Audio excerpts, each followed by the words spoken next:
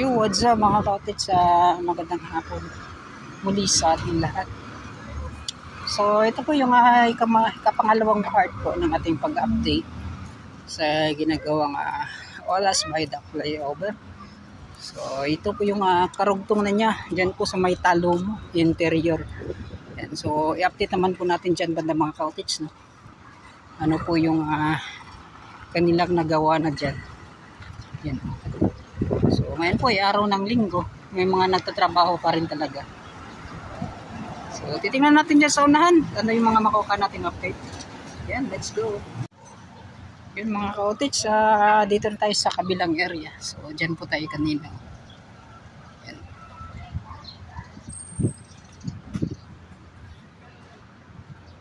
Juro, napakarami po mga wire po na dito banda. So titingnan muna natin dito banda mga kautits, no?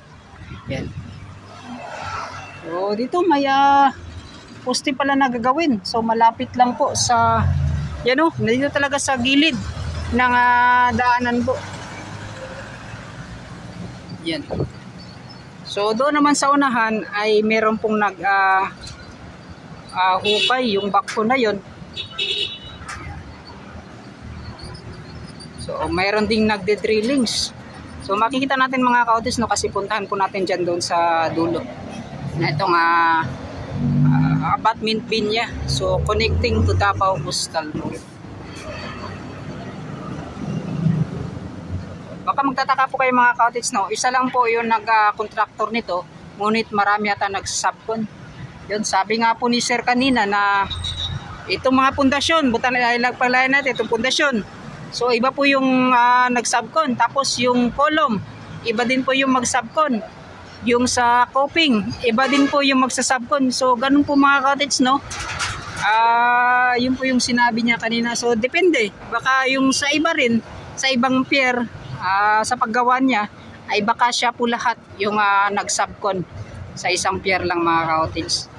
Yan, no? So banti tayo dun sa unan, ano yung mga kuha nating update. Let's go. Yun. So ito na po yung medyo lumiit na po na daanan dito. No.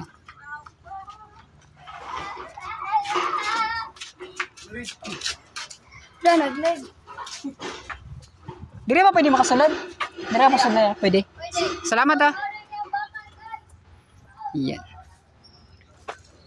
So mga kautis, no? At dito banda, ito na yung itsura dito sa pagdugtong nitong ginagawang viaduct flyover. Yun, no.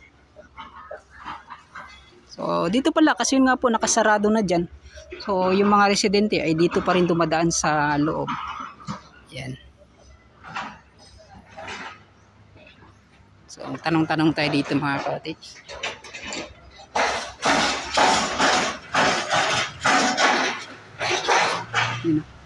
Boss, pwede mo tanong, boss? Asa na pwede makaagi? Dire lang, pwede makaagi dire sulod? Kanmo? Tao. Pwede dire. Yan, salamat nag-vlog manggod ko. Update ba? Yan, salamat kayo. Karon lagi na nagtrabaho Domingo, no? Kada Domingo na gini magtrabaho dire? Ano? Kamo dire nagtrabaho mo dire? Or update lang. Kamo no. Yan sila sir, nagtrabaho dire update. Sir, pwede mangutana sir? Kanang every pareano yung sa puting sir, lahi bang nag-subcon tapos ang sa column lahi po nang nag-subcon or isa lang tanan? Puting pakyaw ang one subcon ibali sa pataas na kono siya. Sa admin sa admin na. Yan. Gima man ang kuan, no? Gima ba ang admin? Ang nagkontraktora ni? Kontraktora ni. Lahi kontraktor. Lahi dai no? Rocky mi. Rocky mo ang kontraktor sa nagsubcon, Rocky. Admin. Ay, admin ang Rocky. So dito, lahi po dito Gima dito, diri, bali ikaduhang kontraktor na ni siya diri. Ikaw ni kontraktor na ni. Kalima na di ikas. Bin ako sa Gima tanan ang nakakuha sa kontraktor. Lagi isa-isa ka admin diri, no? So bin ako tanan Gima, no? Yung mga kautis pero ang admin lahi gid ang admin pod. Admin. Yung mga cottage no, hindi lang pala Jima yung mga nagko-contract dito or nakakuha ng pag-contract dito sa ginagawang viaduct flyover. Sa ganitong pangalan sa mga contractor boss? Jima, GB o GB, nalimot nito sa isa diri din Rocky o Rocky. Rocky o Jima, GB, Rocky, Mortar. Mortar. So upat. So napa na yung kontrakta po dito sa unahan? Ano sila kanina kuan? Yung sisi na diyan ang Pakyawan. So yan mga cottage no, subcon po ito. So ganun mga cottage, napakarami pala din ng mga admin. So 4 na admin po yung mga nakuha natin. So yung iba, itong paggawa na ay yung may nagpakyaw na lalo sa paggawa ng puting. Pero dito daw sa kanyang column na at pataas ay admin na po yung gumagawa na boss no. Yan. So punta tayo dun sa unahan. Let's go.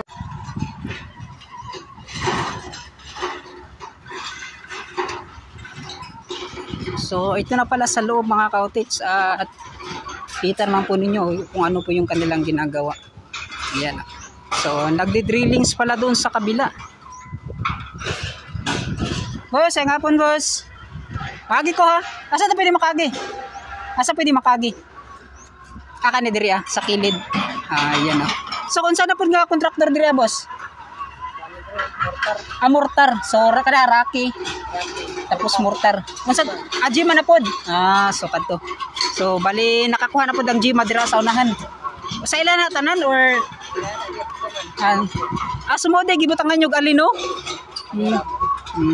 So kadto. Pwede pa ta makatog gyapon dito? Asa pwede makagi dire? Yan no. So boss no nganong wala na lang yung gipagyan dira ang mga tao or nganong diri na lang gid siya sa sulod makaagi ang mga tao. Dili ba ang sa tagana dili ba sa trabaho bro. Wala mo sila exit na tao no. Diri tay wala exit tanan dira sa Bikas. Ay layo day ang kuagyanan no. So kani gikuan na lang gid ninyo gibutangan na lang gid ninyo kaagyanan ng mga tao. Maski dapat nga dili pwede no. So mga cottage no, ito yung kan talaga kung bakit po dito dumadaan po yung tao. Yun nga po, mahirapan talaga sila makalabas dito sa areang to. Kanila mo ang area nga agyanan para makagawas no. Ngadbas doon. So mortar no, boss mo ang nagkana po diri. Salamat kay boss ha. Yan shout out sa inyo. So yun nga po mga cottage no, dito yung labasan na niya. Yan yung daanan. So dito makapasok ka sa loob para lang po makalabas ka. Yan. Isa sa mga dahilan mga cottage, yung access road ng mga tao dito, yung labasan nila ay kapag doon sa kabila ay malayo. Kapag dito lang kasi malapit lang. Yan no.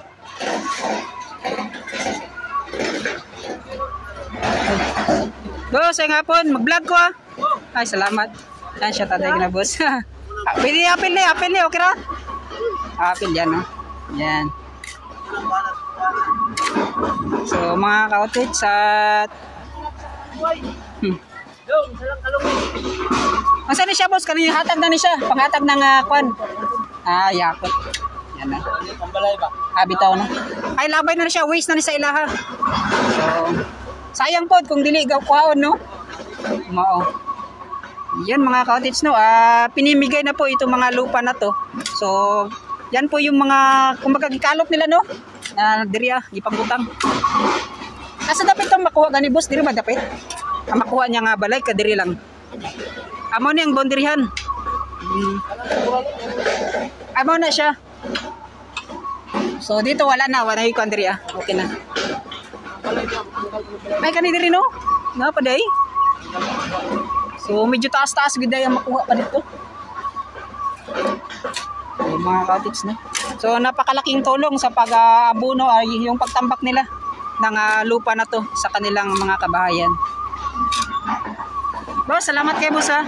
Shout out tayo sa inyo ha. Shout out. Yan na sila. So dito tayo yan mga cottage no. Pwede ba kato dire? Pwede makagi? Dito na lang no. Salamat ha. Yan. So yan mga cottage, dito na lang sa daanan na tayo dadaan. So dito nakadaan na ako dati. Ngunit yun nga po, tinitingnan lang natin doon kasi malapit lang. So sabi ni sir na mas dito na lang para mas safe po na daanan. So ito, maganda pala dito talaga mga cottage, no?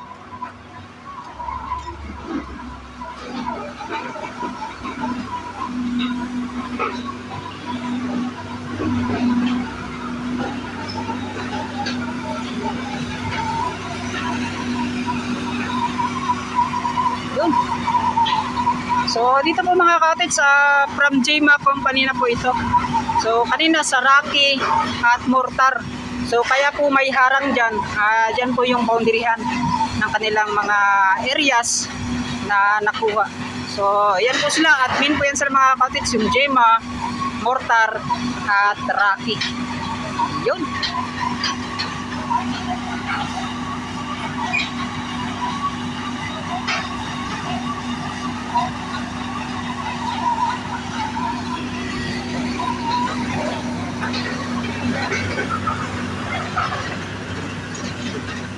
So dito naman mga steel bar cage na nakalagay sa bawat gilid niya. Yan o.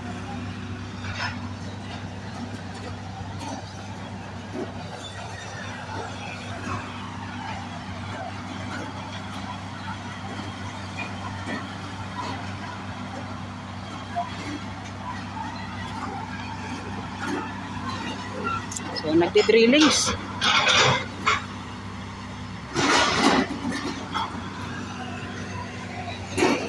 Yun, no? So dito na po yung connecting to Davao Coastal Road.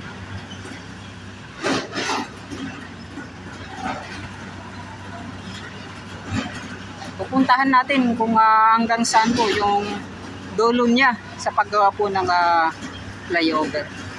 So ito po may haba po na 862 meters mahigit mga cottage, no? Bawat pier, yung layo po ng bawat pier niya mga cottage, hindi po yan magkapareho. So 1 to 12 bata or 1 to 6 nasa 30 meters, tapos 7 to yun, 12 meron pong haba na yung layo niya is 35. So yung kung di tayo nagkakamali mga cottage, no? So ilalagay ko na lang dito yung update yung bawat layo po ng pier, yung haban ko niya mga cottage. Yun.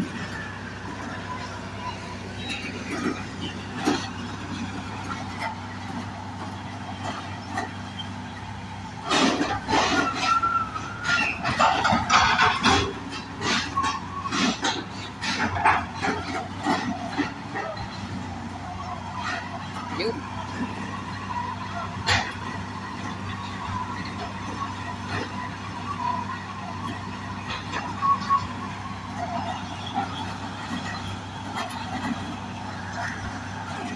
Babalikan lang natin dito dito tayo mag-outro. Pupuntahan lang natin, no, yung dulo. Itong gagawing flyover.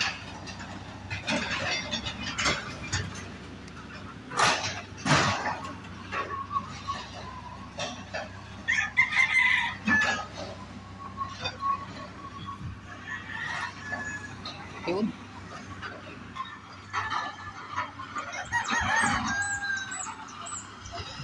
So ito napakalaking pang drillings ng mga cottage ng lupa. So, napakalaking tulong talaga yung makuha or mahukay po yung lupa sa ilalim po ng yan, sa kalaliman po. Boss, pwede mo tana, boss? Asa dapit ang abatment nga buhaton ng diri? Ay mo na siya nga abatment di ay? At diri wala na iposte buhaton diri, no? So tambak na lang. Sa ligid ang pandayan dito ang tumoy. So ang kanang balay dira bakuha pa dili na. Ay kanang street Pero nganong mo connect man sa Davao Coastal Road, unsa may daganan nila? Halos di tanan buhaton kalsada pa doon dito. So mo di mo connect siya Davao Coastal Road, no? Pero ang igo asa sa may Talomo.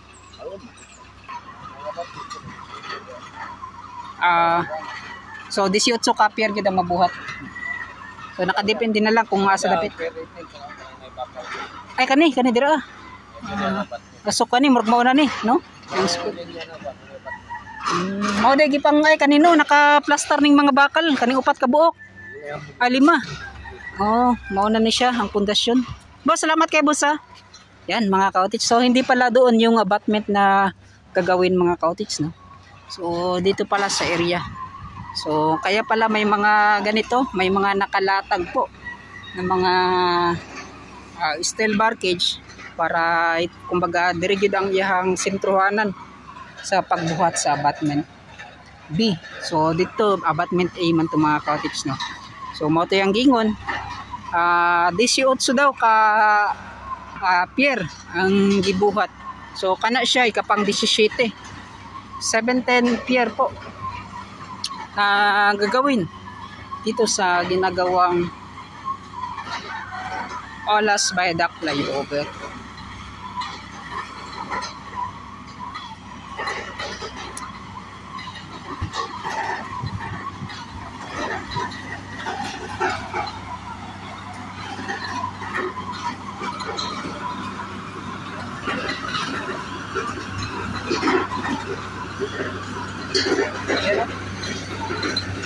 Ito mga ka-outage,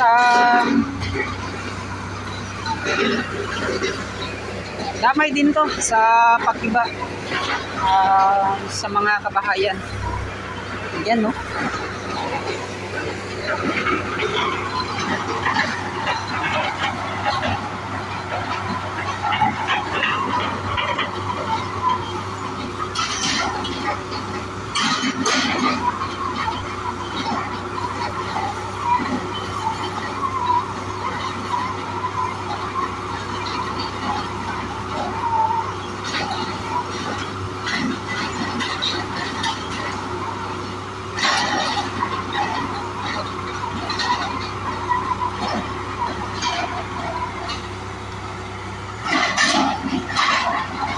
So yun mga ka-outage, at maraming salamat.